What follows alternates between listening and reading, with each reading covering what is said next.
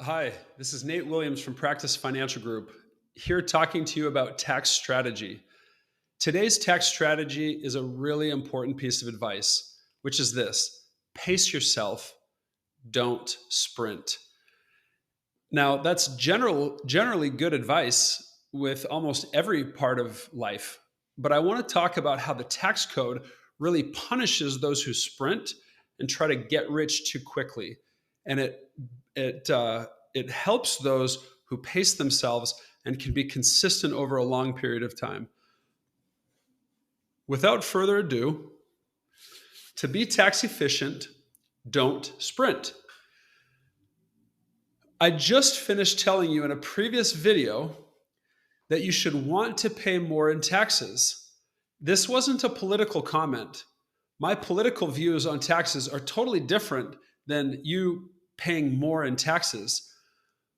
But there is truth in that more income leads to more taxes, but it also leads to the ability to pay off debt and invest more. That's true. Generally, a higher income will lead to higher opportunity to build wealth. It's also true that the wealthiest people in America, including the wealthiest PFG clients, pay the most in taxes. But just know this: there is a flip side to this coin. To explain this, let me teach you the difference between effective versus marginal tax rates. You need to know these terms: effective and marginal tax rates. Your effective tax rate is your average tax rate and is calculated as follows. You take the total taxes paid, federal and state, divided by your total taxable income. This gives you your effective or average tax rate. Your marginal tax rate, on the other hand, this is the tax rate you pay on the next dollar of income, or the savings you get on the next dollar of deduction. This is also known as your tax bracket. So remember that. Effective is your average rate. Your marginal is your tax bracket. So you might be in a 37% federal tax bracket, which is the highest tax bracket at the time I'm recording this. But your effective or average rate might only be 25%. How does this apply to you? So let me show you how the tax brackets work. You might already know this, but this is going to be good review.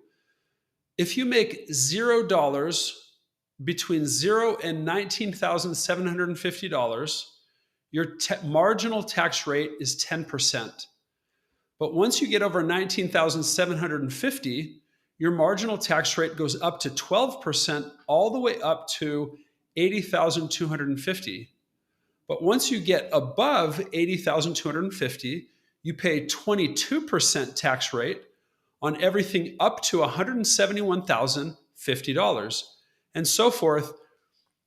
You don't get to the highest tax bracket until your total taxable income is over $622,050. Now, this is for married filing joint. If you're single, the tax brackets look different, but this is if you have a husband and wife living in a household together. These numbers and rates will change over time with changing legislation. They always do. But the concept of progressive tax is here to stay and is not going away. And that is, you pay a lower tax rate on lower amounts of income and a higher tax rate on higher amounts of income. Now, one of the things I have to emphasize, and you need to know, is that when you jump to a new tax bracket, for example, when you jump from the 35% tax bracket up to the 37% tax bracket, and you do that at $622,051, that 51st dollar is taxed at 37%. But you're not penalized. You're still paying these lower tax rates on everything you earned prior. I hope that makes sense. Let me give you a really cool example. Let's assume that this doctor earned $500,000, okay? The doctor is going to pay 10% tax on the first $19,750, or $1,975.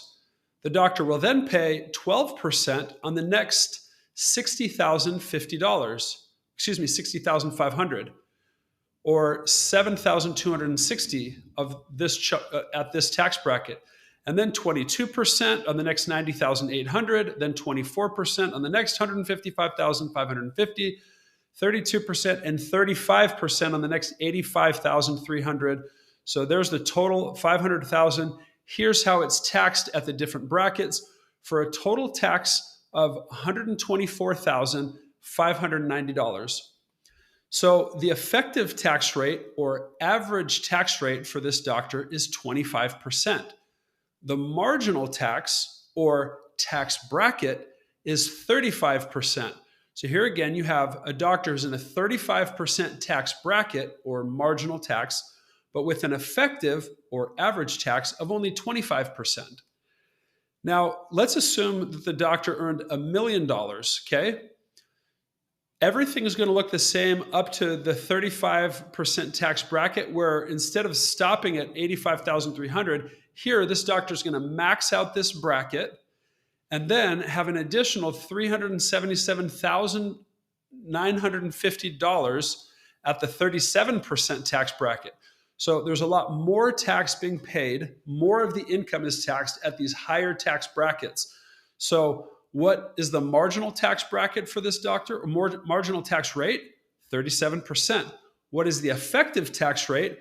It's the 307,149 divided by 1 million of taxable income, or about 31%. Now, if the doctor had, here I've got a doctor with 1.5 million, and you can do the math, here it all is. Now you can see there's a lot more being paid at these higher tax brackets.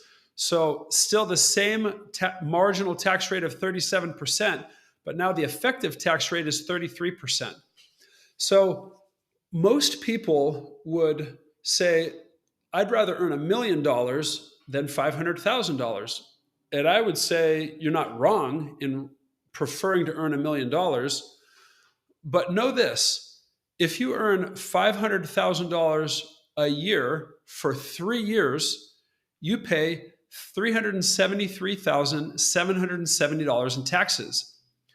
If you earn $1.5 million in 1 year, you pay $492,149 in taxes, which is a much heavier tax on the same amount of income. So that's just something to be aware of. The reason I'm bringing this up is because there's this concept, what we call the headwind of taxes. Yes, generally you're better off making more money and paying more in taxes. I've emphasized that, and I don't think anybody would dispute that they would rather, in general, earn $1 million or $1.5 million than only 500,000, right? But where this may not be true is when it comes to your time and the effort you need to give in order to make the money. The harder you work, the more money you make, the more you pay in taxes and at a higher tax rate. Your efforts might be more efficient at a lower tax rate.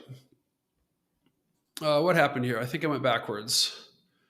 So yeah, your efforts might be more efficient at lower tax rates. Again, just to be aware that the harder you run, the faster you run in producing dentistry, the harder the wind blows in your face. And that's just something to be aware of. In summary, here's the summary of our tax strategy. On one hand, remember this equation. More income does lead to more taxes, but it also leads to more wealth, generally speaking. Therefore, we never advocate spending money just to save money in taxes. I went over how that is a fool's game, and you're going to end up being poorer because of it. But there is an income sweet spot where you and your efforts are rewarded most efficiently.